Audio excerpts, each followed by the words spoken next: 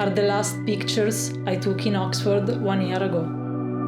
Today is Sunday, the 21st of February. Exactly 1 year ago, it was the 23rd of February 2020. It was a lovely sunny day. We were still faffing around downtown, we were still eating in crowded pubs, we were still going out to the cinema, we were still window shopping at Westgate. And that day, everything started to change. We were exactly in this spot when everything changed. Remember? Yeah, it's a bit weird. We never came back here after that day. Yeah, it's weird. And it has been just a year, but it feels like a century to me. I came to Oxford for a few weeks to start looking for a flat to rent together, and I was leaving the next day, Monday the 21st. I took this very last picture just a few minutes before my mother called me, saying things that didn't make sense at all to me. Things in Italy are getting worse, people get sick, one of your dad's colleagues has coronavirus. The government is talking about closing the schools next week. They're talking about locking down the whole country. People are panicking, people are storming supermarkets. Maybe you should stay in Oxford.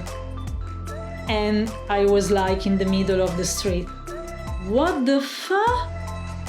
She started saying on the phone, "So, is it just true or not? It's too crazy to be true. Here everything seems fine, I'm leaving tomorrow. A few weeks and it will settle down." But it didn't. That day, I didn't understand what my mom was saying.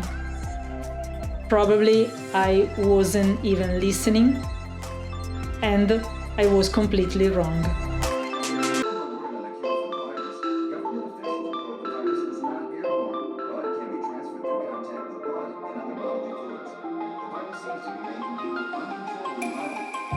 Ari went back to Italy and found out it wasn't just flu at all. It was something serious and it was happening fast, faster than any one of us. We were completely unprepared, in the dark, and then the Italian lockdown happened, and that was it.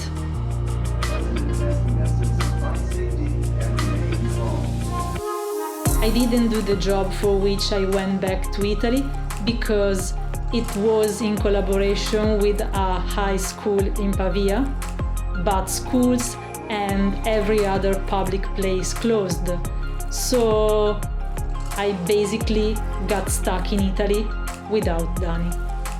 In England, the worst was yet to come. Nevertheless, a few weeks and all the face masks were gone. My roommates and I were forced to buy and wear an industrial P3 mask. It was a total mess. Now it's even funny to think that we booked a trip to Riga for April, a month before the pandemic started in Europe, and we're still waiting for the trip like many other trips we wanted to do. We had to wait 5 months to see each other again, in August. In the meanwhile, everything changed, and it's almost impossible to describe all the feelings we experienced. In the end, it seems that we are just losing time. Time that will never come back, time that cannot be completely empty or meaningless, and time that we have to live anyway. We must not lose hope that everything will return to a new normal. After all, there is necessarily an after. 1 year ago we could walk freely the streets, and now we have to live with the masks on and we can't go anywhere without it. I still believe that this mask won't be part of my outfit in the near future. Every day that I wear it, it reminds me that we have no control right now, even over the air we breathe. And for that I hate it. But I am more than happy to wear it because it can help protect others and me. Unfortunately, it seems that not everyone thinks about it the same way. A year later, we're still living in a reality that belongs to sci-fi. Our generation has never faced something like that.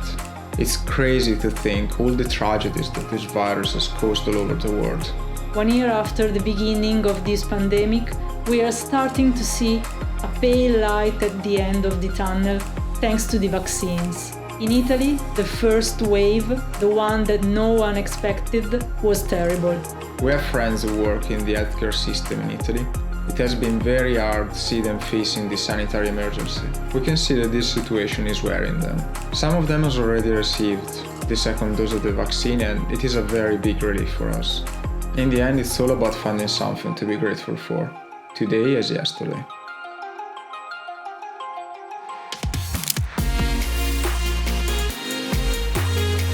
Despite everything, we are still here, together. We found our new home in Oxford. We are healthy and able to still do the little things that we enjoy. We are among the lucky ones, and we hope that for many of you it is the same. We will return to travel. We will return to hug each other again even stronger than before. We will go back to doing more amazing things than before. In the meantime, stay safe, stay positive, and we'll get through this together.